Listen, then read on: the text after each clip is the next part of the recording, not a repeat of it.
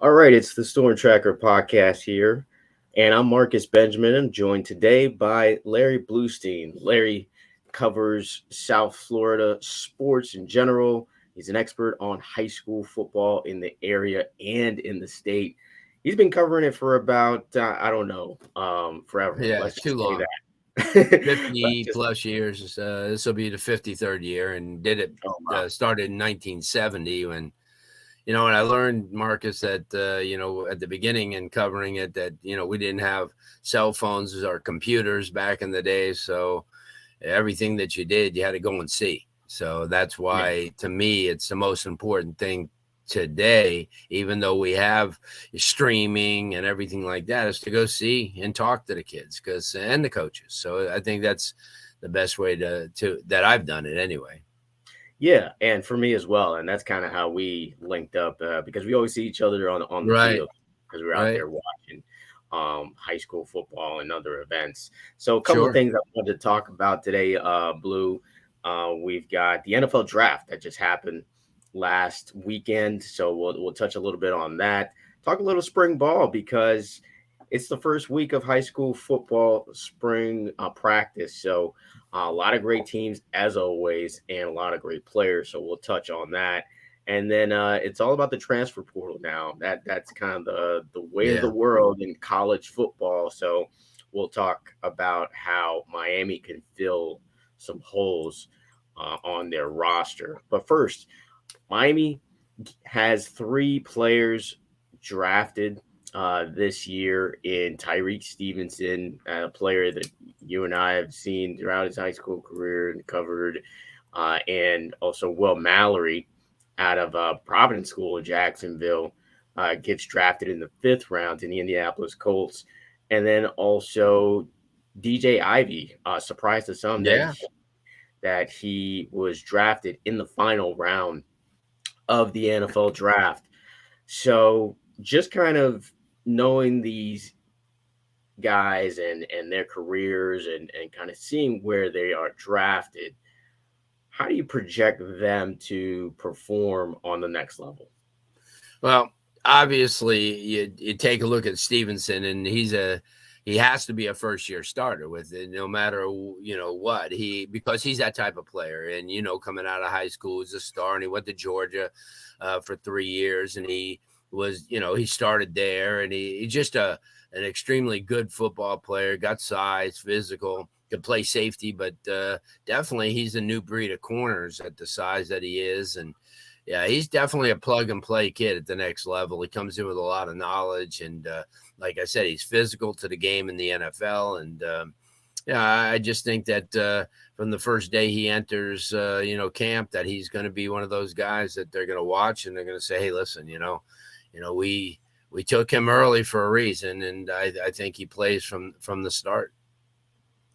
Yeah, no, I think the same about Tyreek Stevenson. He's just a really dynamic athlete, can play a lot of different positions. I could even see him playing like a nickel corner as well. Yeah, yeah, Maybe even a linebacker that's back in coverage because he's a physical guy.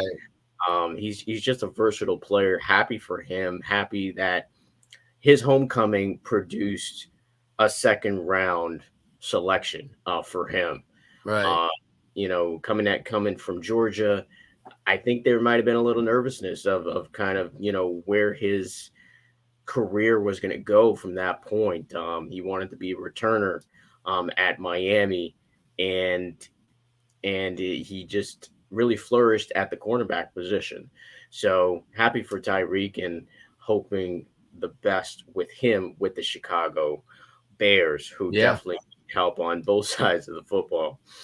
And Will Mallory is a guy that just a grinder, man. Just he works hard for 5 years. He's contributed to the team, and he gets his shot in Indianapolis.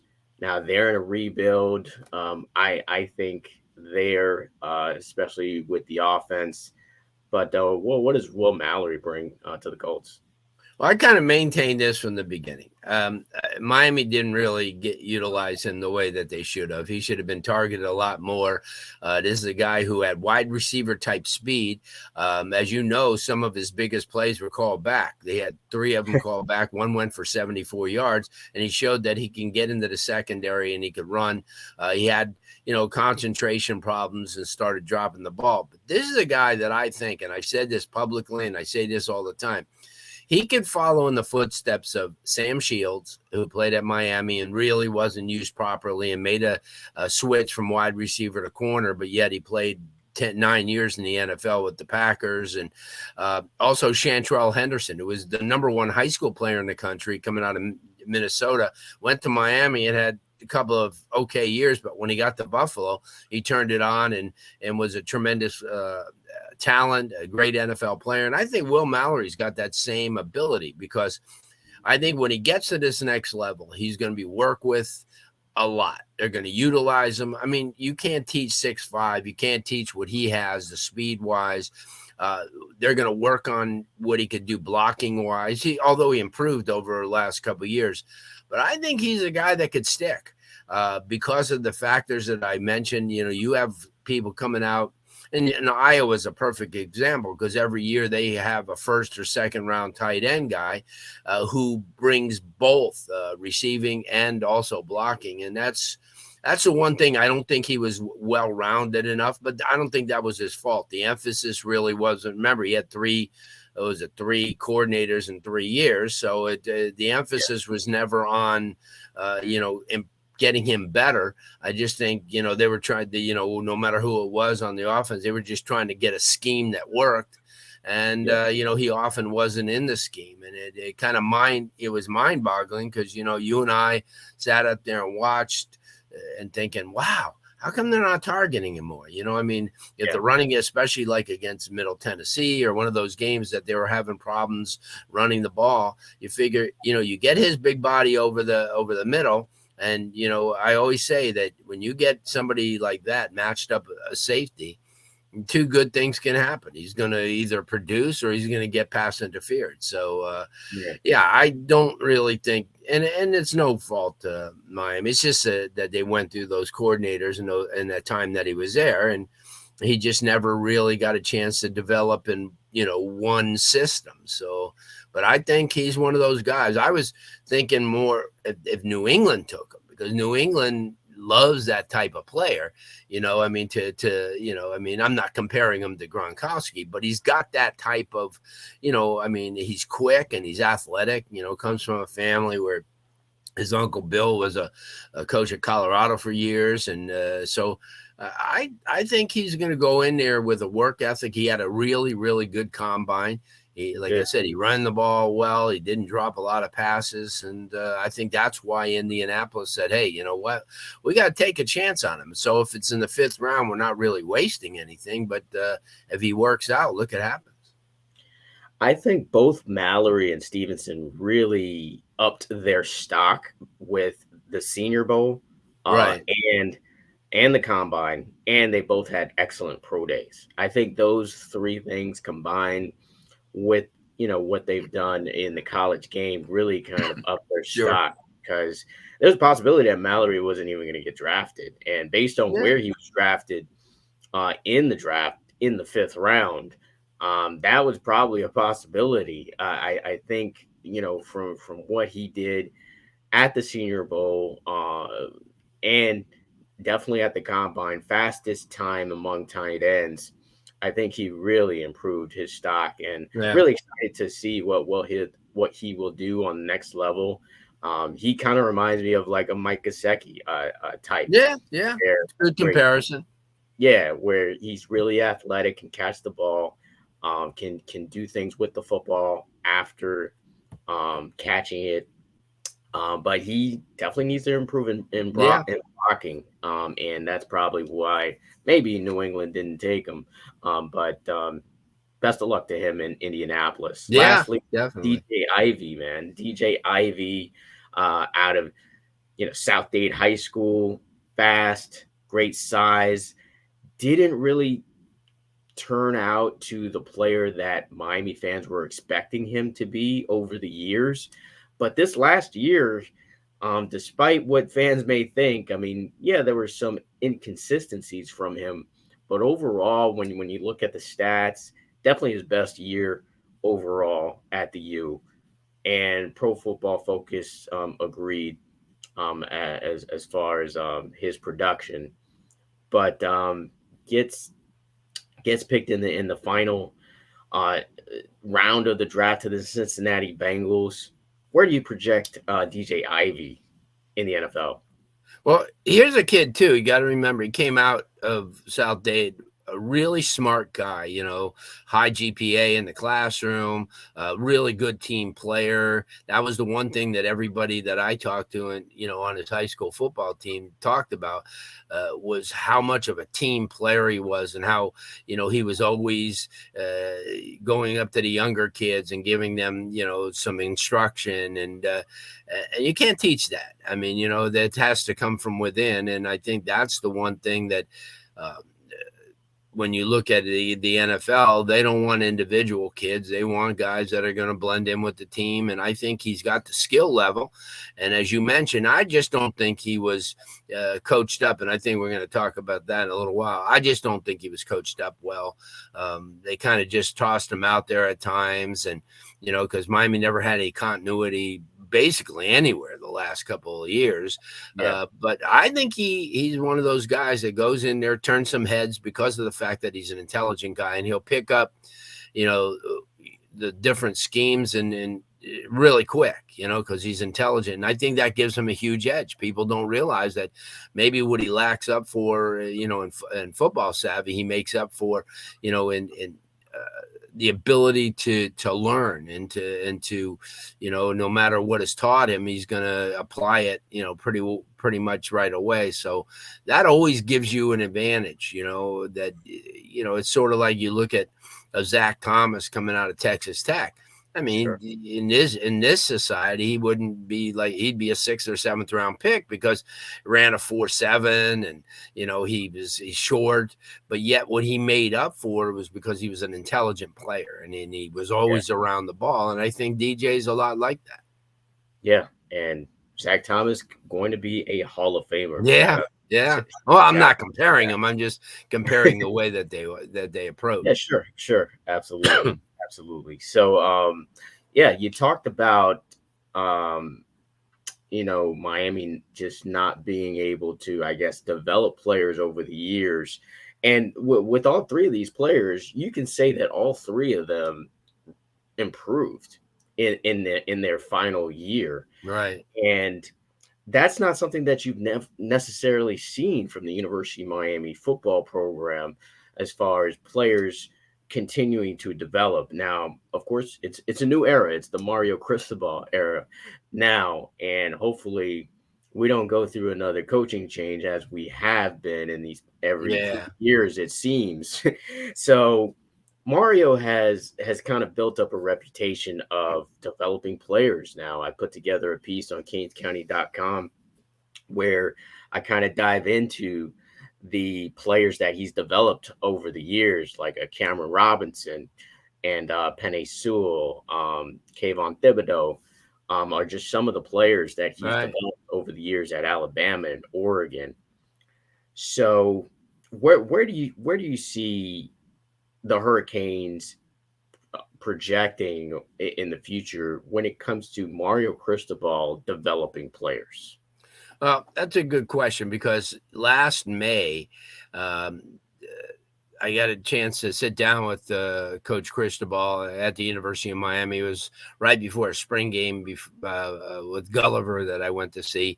And I had some time, and because I hadn't seen him in a long time. And we sat down, and that was the one question he asked me. He says, what's been the problem? Here, you get kids. Even from afar, you get some pretty good kids in here, but they never really reach their potential. And I said, that's the thing. They've never been coached up.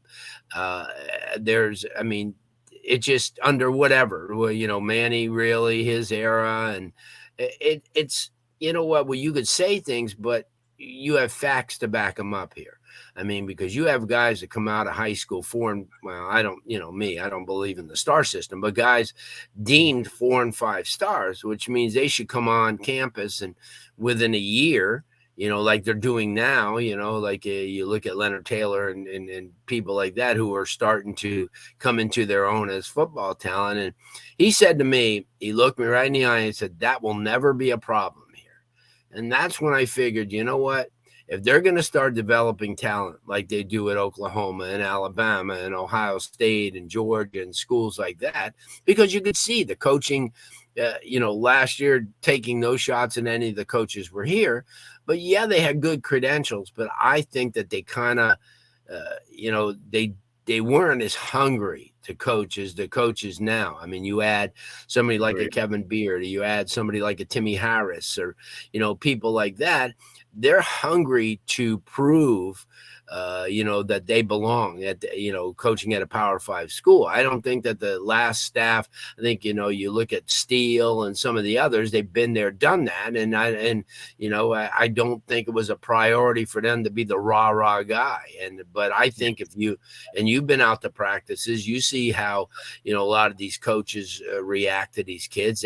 They're buddies, but at the same time, they're authoritative figures. And I think that's really what has been missing. And you're going to see, and you talk to any, like, you talk to Restrepo or Kobe Young, and they'll say, hey, wow, Coach Beard, he's a different level guy. He doesn't let a lot slide, and even talking to Kevin, a couple times this spring, and he's not so quick to heap praise on the kids. He's going to look for the negatives first. And see, that's what it should be. I mean, you gotta be humbled a little bit before you excel. And to answer your question, I think that's been the difference. You have Mario Cristobal, you have Alex Mirabal, who's another stickler for detail, and a guy, as you mentioned, Penei Sewell. There's a perfect example. I just think that's been the difference, and that's going to be the difference moving forward. I think these kids are going to be accountable, and they're going to learn, more and more about each position, because you bring in a Nicholson who's had a lot of experience in developing kids. And, no matter where you look, a Dye the same way. He's been one of those guys. He actually is the one that's kind of groomed Tyrique Stevenson at the beginning of his career at Georgia. So, yeah, I think that the big difference now is there's more accountability. There's more zest to teaching and more purpose to teaching the game, rather than, just let it all slide. And I'm not taking shots at Charlie or any of those guys that were here.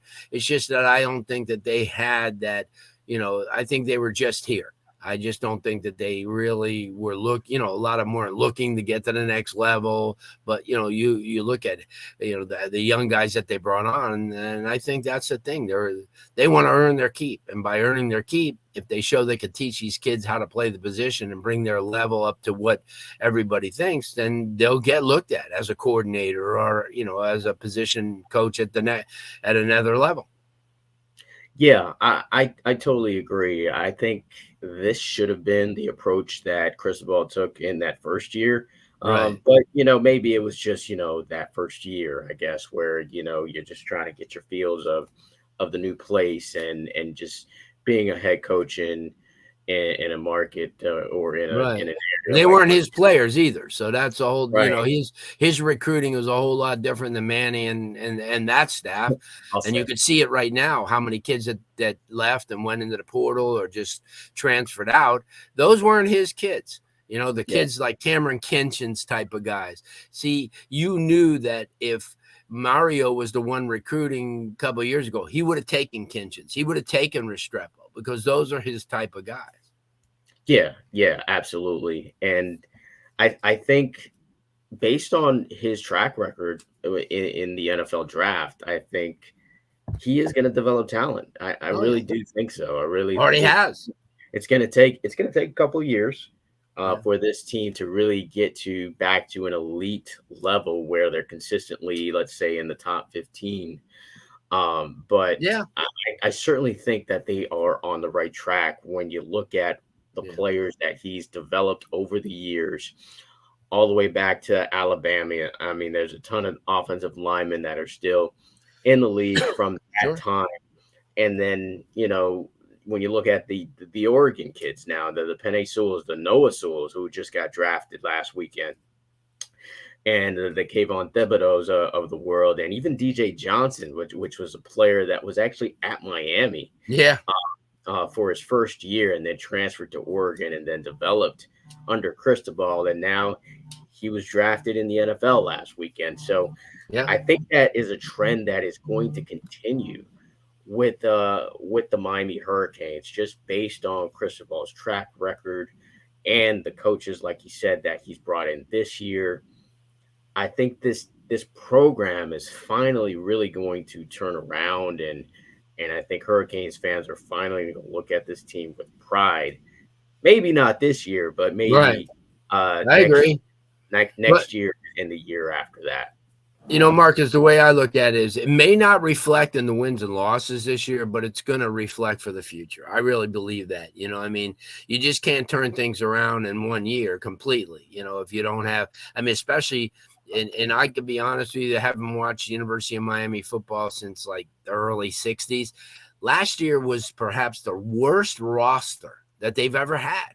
I mean, and you look back at years and years where they were 4-6 or whatever. They've never had a roster so deficient in talent and depth as they did last year.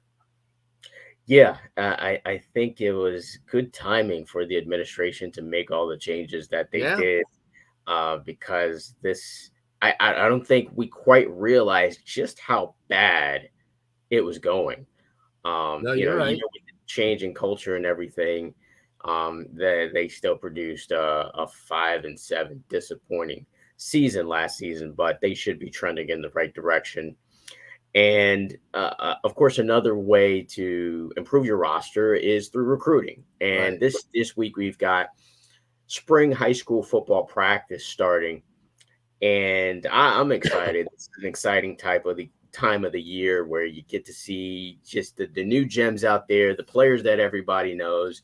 You see the teams that are super teams now. Let's just call it what it is. The transfer portal has been a thing in high school football, especially in South Florida, and there are just a lot of great teams, as always. Blue and Miami will be looking to, of course, fill some holes for not only this year but for the future.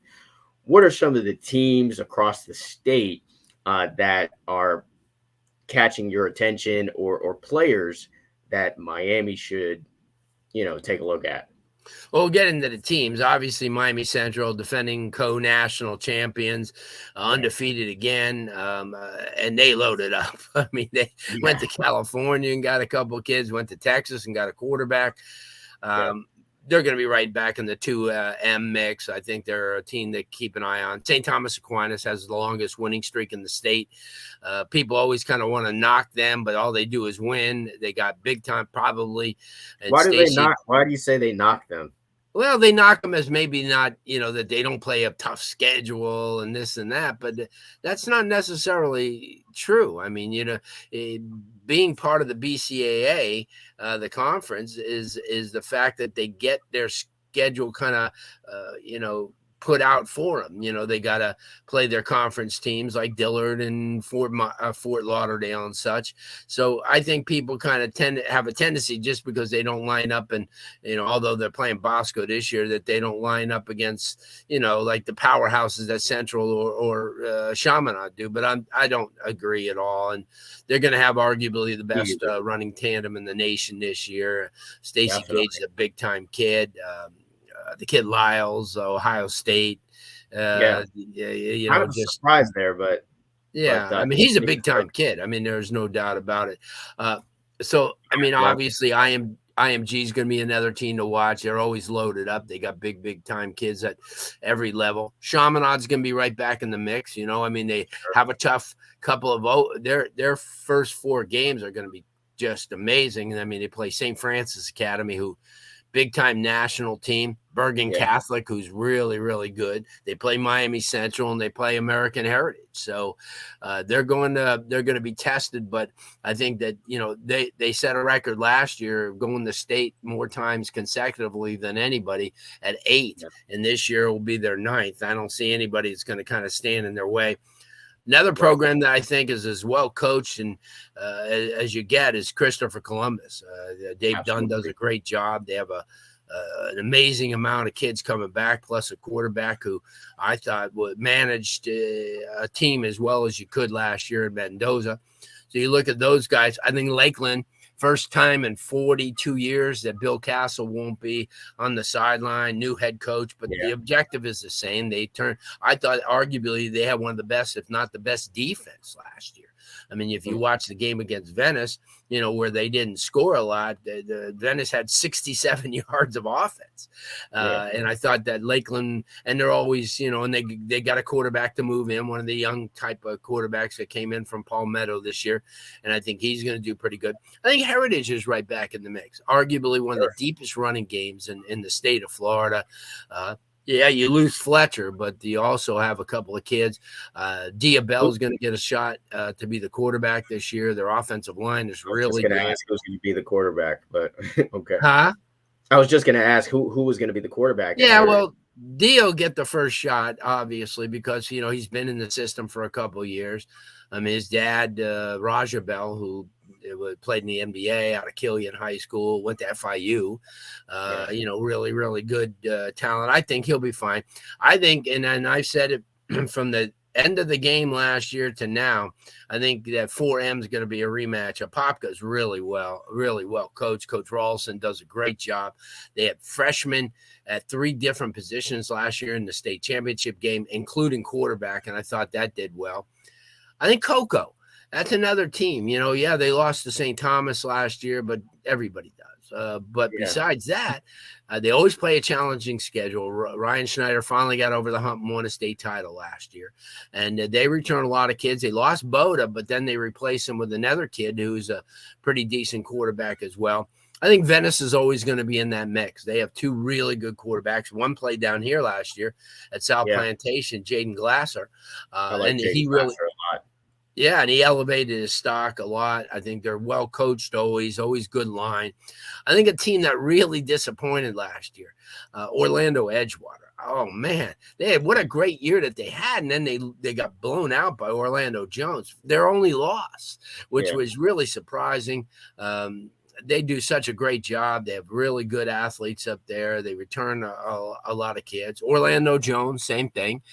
Really good team. They got upset, I think, by Homestead. Homestead was good, but I mean, Orlando Jones was stacked. I mean, they had a lot of really good team to watch for this year is Miami Norland. I think they kind of get over that hump. They're loaded. They got a lot of individual transfers. A lot of these kids have never played together, but I think they're really, I mean, they are arguably one of the most productive quarterbacks in Enio Yimpor, who could do it all. And now you add a really fortress of an offensive line, an amazing defensive line with the Lumen brothers that come over, and Carter from Carroll City. And then you got Marcelin, who you got to find a spot for. And so I think that they're really, really going to be in the mix against everybody. I think some other teams to watch for, Daytona Mainland lost a heartbreaker last year to Lake Wales in the state championship game. They lost their best receiver, Randall, to Homestead. But at the other spectrum is they got 3 or 4 good transfers on the offensive line. Kid from Port Orange, Spruce Creek, good size, 270, 275. I think another team to keep an eye on, too, is Western. This is a team that you've kind of like willed into the playoffs the last couple of years. Colin at quarterback did a tremendous job, but now they've got, I think, a lot more big time kids. I mean, they brought in Davy Belford, who committed to Virginia Tech at quarterback. They brought in a couple of really, really good kids. Plus they had some returners, excuse me, at the linebacker position. And in the secondary, I think Homestead's right back this year. Townsend at quarterback, Brady on the offensive line, Isaac Brown. the kid Mills, who's arguably one of the best junior wide receivers. And then you got Randall, who's a playmaker. And then I think a couple of other teams to watch for. Tampa Jesuit, excuse me, will be back in the mix. Last year was kind of an off year. We saw them early against Columbus, where Love their quarterback. Love their quarterback. Oh, Will Griffin is going to be, yeah. And this year he comes in and it's his show. Last year it wasn't. The kid Luke Knight started the year out. But, I mean, that's a team that, got humbled against St. Thomas, in the region finals last year. Wasn't even close.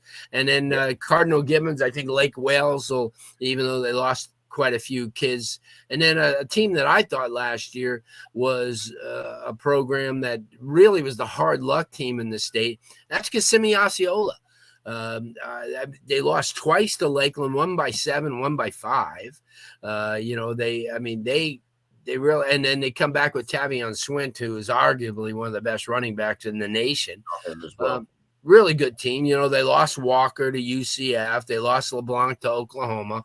But a really, really good team. But that kind of sets the table for some of the talent in the 2024 class. Obviously, Jeremiah Smith from Chaminade Madonna is, I think, this year's version of what's that kid that went to Ohio State from Heritage. I can't think of his name. Brandon Ennis. He's that year's version, a lot bigger, 6'3" type of kid. I think he comes in easily. How would you compare Jeremiah Smith to just where does he fall right now as far as the pantheon of receivers who've come out of South Florida? Because I obviously have been watching high school football for about 10 years now or so in South Florida, but obviously you have a lot more tape that you can pull, I guess you could say. Where does he kind of fall? Yeah. Well, you look at his size, you look at his athleticism. He's a dog when it comes to the position. He could outrun you, he could outjump you. He runs. You're very smart and tremendous patterns. Comes from a football oriented family. I think he's one of those kids that easily is one of the best in the country. I have him rated as the number 1 player in the state coming in at 2024. Slightly ahead of David Stone, who I think is a freak out of IMG, and Miami is really in on him. And then Ellis Robinson, another kid, both of those guys from IMG. And I think, Miami's in on both of them, and both of them are big time. Stone at the defensive line position, Robinson at the corner position. But then you got really, really good kids statewide too. You got the kid Jarek Gibson, the running back from IMG Academy. Yeah. You have Charles Lester out of Sarasota Riverview, another good corner.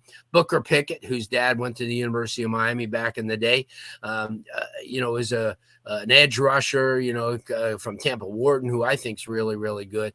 I mean, you got a lot of talent, and IMG obviously has most of them, with Jonathan Eccles and Ernest Willer, and the kids that I mentioned.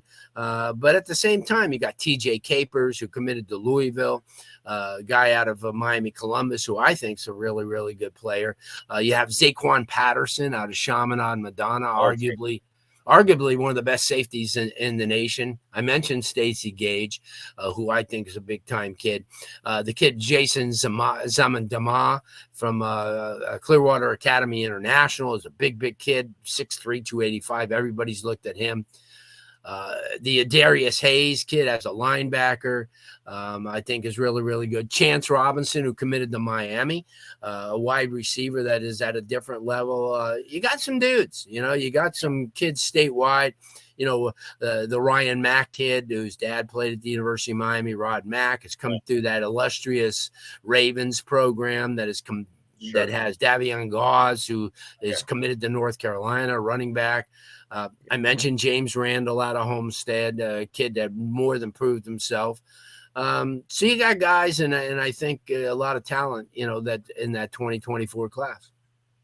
Yeah, absolutely. Jeremiah Smith, I think, is one of the best receivers that I've ever seen in a high school football game. Just that combination of size, speed, route running, and catching ability, I don't think I've quite seen on on the high school football level. So really excited to Yeah, see yeah. And what he'll do. Josiah Trader too, Yeah, who was a absolutely. kid that we saw for the first time that played one defensive play in state championship game 2 years ago, and he returned the interception For a for a touchdown. touchdown against Merritt Island. So, yeah, Yeah. and there's so much talent. I mean, we could go. It's endless in South Florida, but the great thing about the state of Florida is that we have talent all the way from Pensacola all the way down to the Keys. So it's and then the IMG kids kind of enhance it, quite a bit. A lot of those kids aren't from here, but they kind of include them since they do play for a Florida type of school.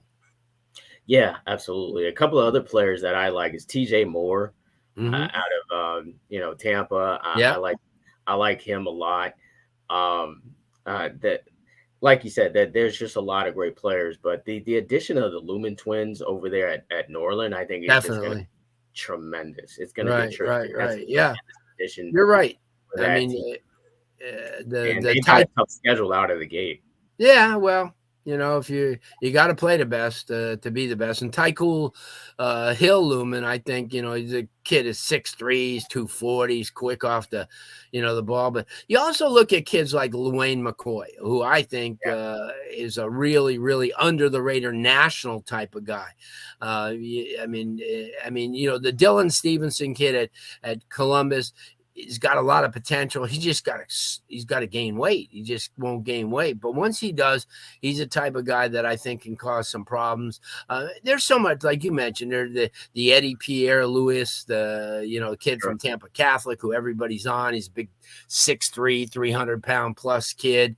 There's so much talent in the state of Florida, and we're fortunate to have a lot of them in South Florida. Plus, during the spring or the Miami spring, we got a chance to see kids like David Stone and Ellis Robinson, elite kids, Yeah, Jarrett Gibson come down, and everyone kind of got a chance to eyeball him. Another kid that a lot of people don't talk about, and I remember when he was like 5 years old because he used to be on his dad's sideline, is L.J. McCray from Lowell McCray's son from mainland, a big kid.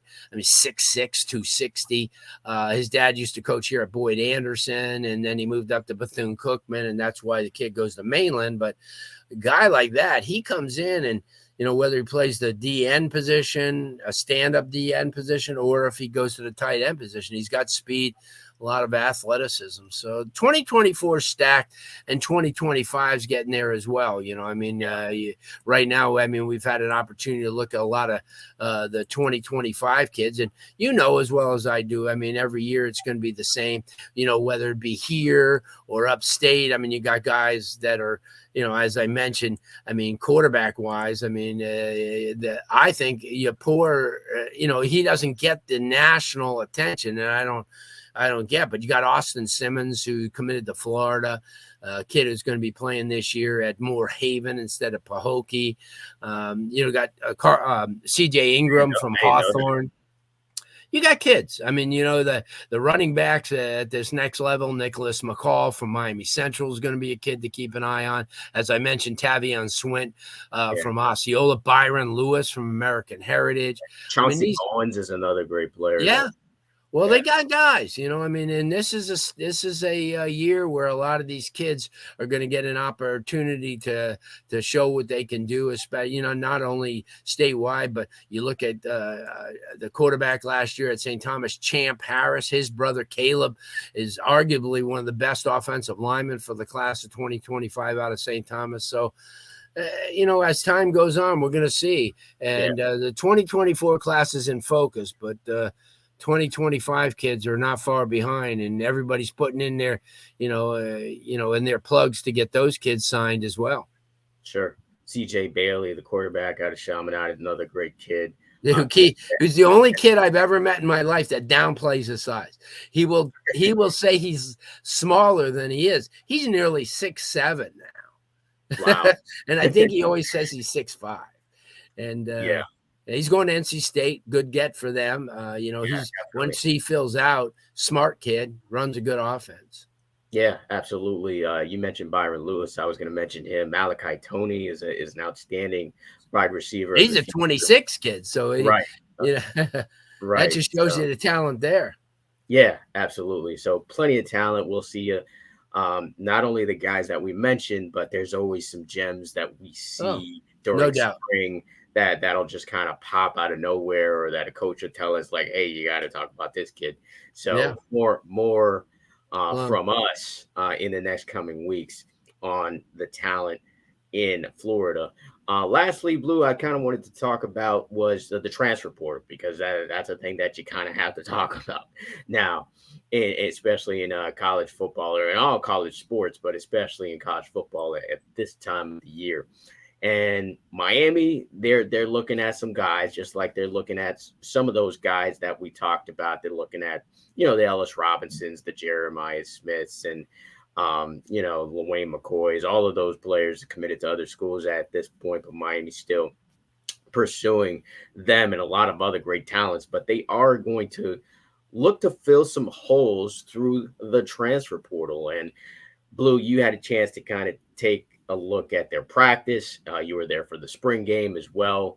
So you really had a chance to really see where they are lacking as far as talent is concerned, or depth is concerned, I should say. And what position groups do you think that they should kind of attack in the transfer portal? And is there any players that you kind of know of that you think Miami should jump on? well, right off the bat, from the standpoint of depth linebacker, I mean, you have two guys plus the guy that everybody keeps the flag that everybody keeps pushing off to the side, but he's been the leading tackler the last 2 years. But Wesley Basaint and also Mawagoa's brother, who has showed that he's going to be a beast. But you need a little bit more. I mean, you got some incoming freshmen like a Gary and guys like that, but I think that they do themselves well by getting a junior or a senior to come in. Same thing at wide receiver. I mean, Jacoby has shown what he could do. I think that he had a really good spring game. We know that Young is more than sufficient. You may want to add another outside guy, because inside now you got Restrepo, you got Brashard. I think that Ray showed what he could do in the spring, even though right now he's doing it all on his athleticism and not a lot of knowledge of the position, because it's the one thing that he's utilizing his speed. He doesn't have to run perfect routes right now because he's not being challenged, but there's going to be a time where he's going to get some pretty quick guys that he's going to have to be able to run better routes, than he does. But listen, I don't blame him. He came out ever since he was a little kid. He could just run by people. And that was something that Jonathan Vilma told me. He came out of youth league and high school as a guy that never really had to learn technique when it came to tackling. He would just push down kids all the time. And that happened in college a little bit. But when he got into the NFL, that's the one thing that he had to learn. He had to learn how to wrap up. He had to learn technique. And that's the one thing that translates, when they say, well, he comes from high school where he got it done. But you got to remember, at the high school, he dominated because of the fact that no one was even in his time zone. But now he gets to college, it's a little different story. But I think Ray from a talent standpoint, he's going to be really special. So I think they maybe want to go and pursue another another receiver. I think our offensive line, they showed that they have that's probably the most improved part of the game, only because you had Lee and Javion Cohen, who are seniors, who are guys who have been there, done that. I think you need another one of those, and I think there could be one out there. I mean, I look at the list, and sometimes you look at them and you don't know who Miami's really pursuing, but there's a lot of guys out there that have left Auburn and Wisconsin that have had pretty good offensive lines. And then on the defensive side of the ball, also, I think that Darryl Porter had one of the better springs. Even in the spring game, if you look at the balls that he was beaten on, the one to Jacoby, which was right next to the end line, it may not have been a reception 5 other times. And then the one to Young that was just outside, and Young just went down to get it. But other than that, I look at him and some of the other guys in the secondary who have stepped up. We know Cameron Kitchens is going to be special.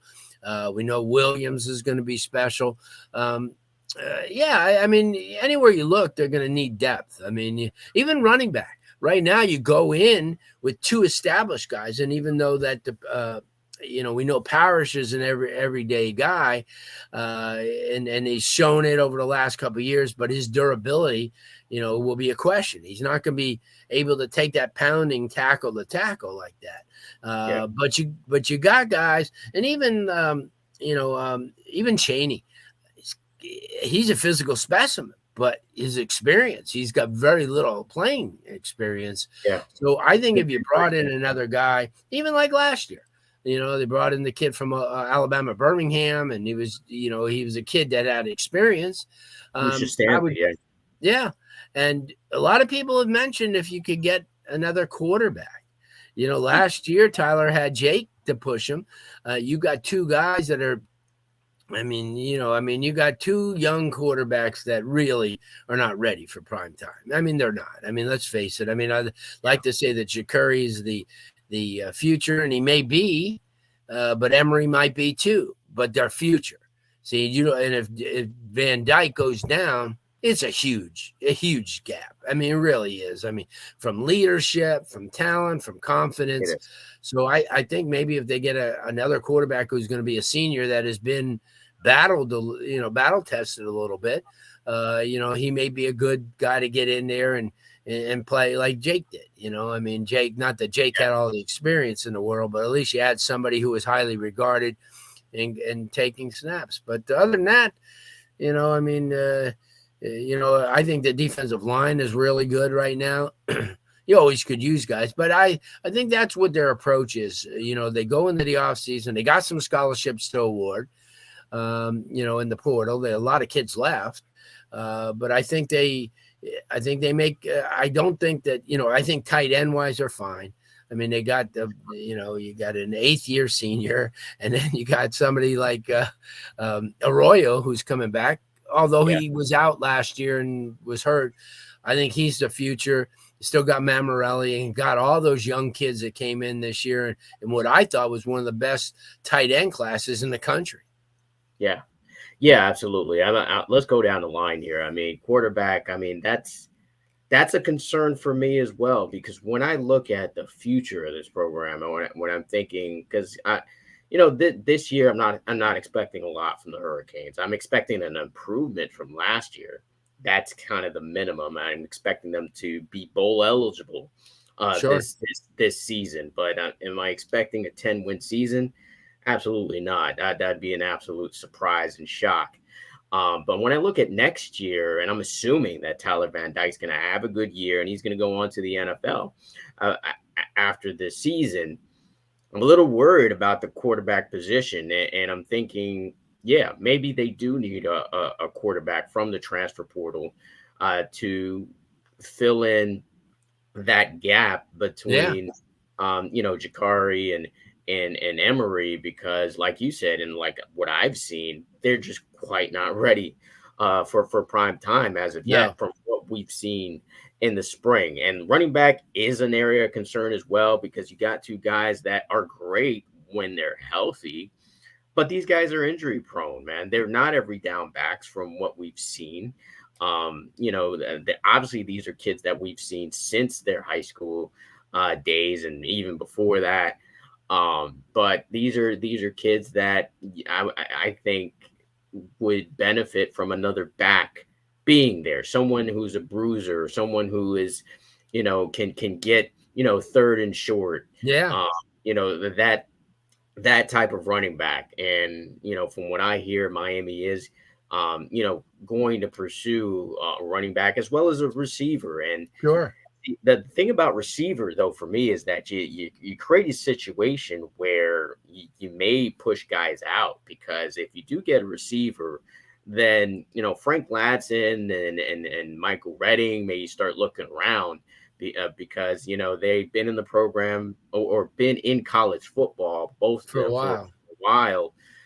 So they may start looking around, and then you've got somebody who I guess can compete with Isaiah Horton, because I think the world of Isaiah Horton. I think he has potential to be really Definitely. good down the line. He still a very young kid, didn't play at all last year due to injury, and I think he will take that next step up. I think he got at banquet at UM, he got most improved player or some Nice.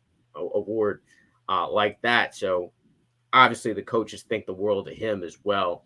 Offensive line is probably the area where it really showed up a lot during the spring and the Sure. spring game as far as depth is concerned, because outside of those first five guys, there's not a lot of depth there. And I think you do need another a guy to kind of replace a guy who potentially gets injured. I mean, offensive line is notorious for getting injuries. So I think they would benefit from another guy on that offensive line.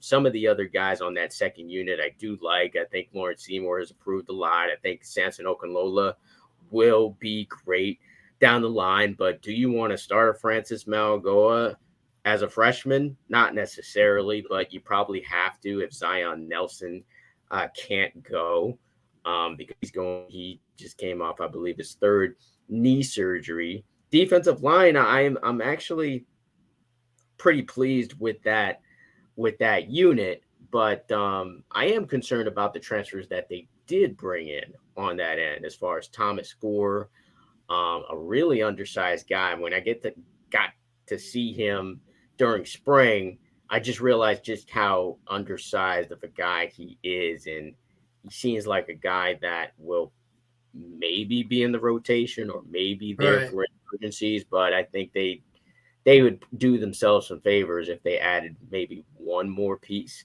on the defensive line, or maybe they're just betting that Joshua Horton is really going to be a great freshman coming in. Who knows? But a linebacker, totally agree as well. Although Corey Flagg is probably one of the best backup linebackers Yeah. in the country as far as like knowledge and skill set is concerned. He's also an undersized guy that's kind of plagued him. Not the fastest linebacker as well, but he knows where to be. Oh, He's a guy who can be a quarterback of that defense if needed.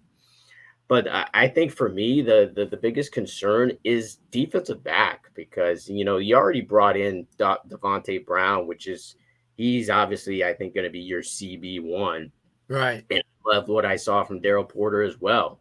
But in case one of those two guys get injured, I'm really concerned by the depth behind them. Because yeah, you got a Jaden Harris and a Chris Graves, but I think like Emery and Jakari Brown, I don't think they're just quite ready for high level college football No, as of not yet. yet. I like their potential, but I'm not quite sure that they're ready to take that next step. And wasn't overly impressed from what I saw from Terry Roberts, the transfer from Iowa. So yeah, there's a lot of places where I think Miami can fill some holes through the transfer portal. I agree. I just wanted to, because I know you were talking about the offensive line, and it's not like they don't have guys to come in and play. Obviously, we talked about Javion Cohn and we talked about Matthew Lee, but I thought Inez Cooper has shown an Oh, amazing love him. amount of talent. You still got Matthew McCoy, and you got Jalen Rivers, who are guys that I think that have an opportunity. You mentioned big baby Lawrence Seymour, who we had an opportunity to watch, but you have young guys. I mean, and Zion Nelson, who hasn't been able to stay healthy, but when he does, he's going to be pretty special. So the potential's there on the offensive line. And you had mentioned, you don't want to see a Malagoa start or a Samson Okunlola, but you know what, over the next, and also Tommy Kinsler, who I think is going to be pretty Yeah. good. But this is one of those years where if you brought in more experienced guys, these guys will have more chance to learn play in those games that Miami should run away with. We can't say that after last year Right. about games that they should run away with. But it's going to be interesting to see what happens from a depth standpoint. But also on the defensive line, I mean, you have guys that are going to be really, really good, like Nigel Lee Kelly out of Dillard, who I think has grown in. Cyrus Moss, who, even though he hasn't gained a lot of weight, he had a really good spring. I mean, and the guy is really instinctive. We didn't see Jafari Harvey much during the spring. He was kind of banged up, but you got other guys that I think I'm a big Harrison Hunt fan. I think that kid, when he plays, he's and then you have Akeem Mesidor, who's got a lot of talent, and this is a guy who's kind of leading by example, and the kids always look at him and say, this is a guy that he plays this game hard. Chance Williams is another guy. So Miami's got dudes, but as you mentioned, are they experienced guys? Yeah, absolutely. So Miami is looking to add a couple of guys in the transfer portal. We'll see who they get. Xavier Henderson and Jaden Harris, hometown kids that have played here, maybe having a homecoming, and also Taiwan Malone here is a guy who could fill in a gap in that three technique area. So, but we'll see more on CanesCounty.com. Lastly, Blue, before I let you go, I do want to talk baseball because I feel like I don't really have someone to talk baseball with, because I'm there, just kind of covering the team, watching the team. This is an exciting team to watch, Blue, just because they've got the power to play with anybody. They're in top 10 in the nation in home runs, and the issues have been more so on the other side, I guess you could say, which is pitching, man. You got two, you could say, somewhat reliable starters in Gage Zeal and Carson Lagone.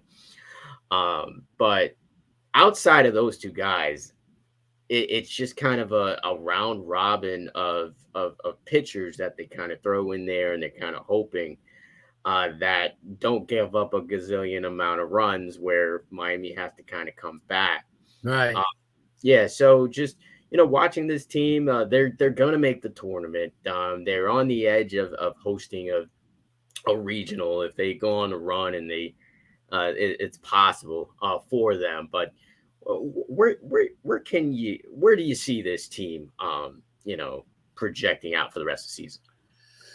Well, they haven't really played well on the road. I mean, that's another thing. You got to start and you got to start gearing it up, because when you get into the ACC tournament, you're going to have to pick off a couple of wins. And as you mentioned, their pitching has just been, even Zeal and guys like that you have like Ben Chestnut, who does well, and a couple of those other guys. I think the Carson Ligon kid, as you mentioned, but they're giving up 6 runs a game. You can't do that. I mean, even though they have 4, as you mentioned, home run wise, they have 4 guys in double digits. I don't think Miami's ever had that. I mean, they've had some really good guys, but I mean, you look at the kid Yohandy Morales, who not only has home runs, but he's also RBI leader, and he's hitting for average. And Zach Levinson is another guy who I like, and CJ Kafis, has 10 home runs, and then Blake Sear, who's really been a guy who can get it done on offense. But that's the one thing they're going to have to find somebody. This is very few teams in the upper elite don't have complete games. Miami doesn't have one complete pitching performance this year. And to me, you got to have that. You got to have a guy that, huh? I would say they had a couple. Gage Zeal, I think, has had a couple, and Carson has had a couple. And when I say a couple, I mean like 2. Yeah. But I'm just saying that's the one thing too. I mean, from the bullpen standpoint, I mean, they you look at a couple of the guys like Andrew Waiters and people like that have played. But I think Miami can't always try to outscore everybody, because they're going to get into that zone where they're going to face some pretty decent pitching, and they're going to have to kind of match them a little bit, I think. I mean, yeah, they got a lot of a lot of talent on offense, but their defense has been crazy. ACC wise are 14-10, which is not bad. I mean, when you take a look at, you look at that conference, I mean, it's arguably one of the best conferences in the country. As far as the baseball talent, I mean, the North Carolinas and the NC States and Virginias and Clemson's always play very well. Off year for Florida State, but usually Florida State is in that mix as well. But for Miami to succeed, they're going to get Wake Forest, Louisville. Yeah, Wake Forest, one of the best teams. Always. Great conference, when you take a look at it. But they're gonna have to get some pitching. I mean, we've seen them score runs, but when they're gonna go against guys, some of the best in the country in the ACC, especially in the tournament where everybody throws their number one in the tournament. I mean, there's not going to be any easy games, and they're going to have to, not only bring their offense, but they're going to have to be able to pitch and get guys into the fifth, sixth, seventh inning, and then turn it over to the bullpen, which has been erratic. But you know what?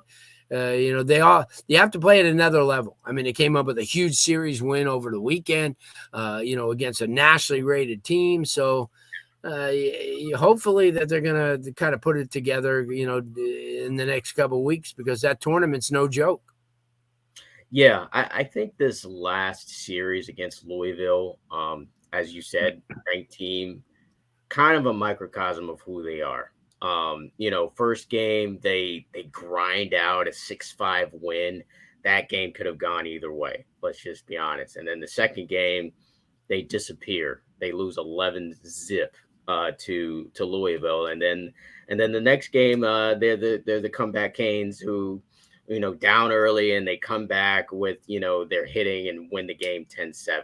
Yeah. They're that type of team. They're basically this type of team. They can grind out a win in a 6-5 win when they get decent pitching, and that's when Zeal pitched. But there's these games where they, where hitting is not always going to be there, where there's going to be an ace on the other side. Yeah, and that's what I'm saying. Your ace to really kind of step up, or the bullpen to step up, and the bullpen has been average. Let's say you got arguably the best closer in the game in Andrew Walters. That bullpen has got to step up, and then you need a third starter to really step up and really show that you can shut down a team for at least 6 innings, and you just haven't really seen that from the third starter or from the midweek starter. It's just been kind of a round robin of pitchers. Yeah, they want to go far in the ACC tournament, or dare I say it, make it to Omaha, then this pitching has to step up tremendously. I mean, they're a fun team to watch. I love Blake Sear. The kid is just amazing from what he's doing as a freshman. Yohandy Morales he's a major MVP. League guy. He's a major league baseball guy. You can see it even with fielding at third base. And love the kid Levinson. CJ Kafis has been absolutely tremendous leading off this team. Had a couple of leadoff home runs in the series last weekend. So this team has pretty much got it all when it comes to offense, but defensively, pitching wise, more specifically, they just lack the firepower to keep up with the elite teams. Yeah, I agree. They're going to have to, like you said, there's going to be a lot of those 11-0 type of games because of the fact that they're going against aces. And, you look in the big leagues now and look at all the kids that have come out of the ACC pitching wise, throughout the years. And, I see a lot of these, and a lot of these guys that all they do is retool. And, like I said, Louisville, Clemson, and North Carolina always has a couple of good kids that come through. Wake Forest this year has 2 outstanding starter and outstanding short relief guy. So, yeah, Miami's got to bring the A game. They can't just rely on they're going to play softball and outscore teams 12-10. It's not going to happen like that. Yeah, exactly. Well, it should be an easy series coming up this weekend against Presbyterian. We'll see. Let them play. But we'll see. But they got a really big series against Duke. I believe that's the next weekend, and then on to the ACC tournament at the end of the month. So excited to see what they do. But that's going to wrap it up for the Storm Tracker podcast. Blue, thanks for joining me on this edition. Thank you, Mark. Where can anybody find more of your stuff and just more information from you?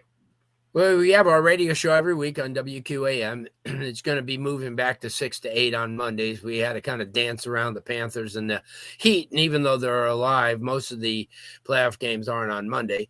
So we'll be there. We also do the our LarryBlustein.com, which is Miami-Dade and Broward County kind of website that has rankings, has player prospects, has team information, and also our Prep Red Zone Florida, which we do the entire state. We have like 90 team profiles up there now. We have some really good guys that are writing, and they get to every corner of the state. And we're excited about it all. And then on Monday nights, also about 8:30, we do the Six Ring podcast, Canes podcast.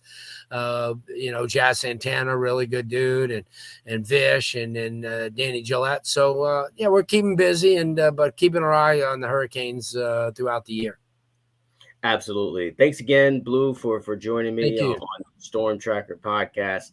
All right, Marcus. We'll see you next time.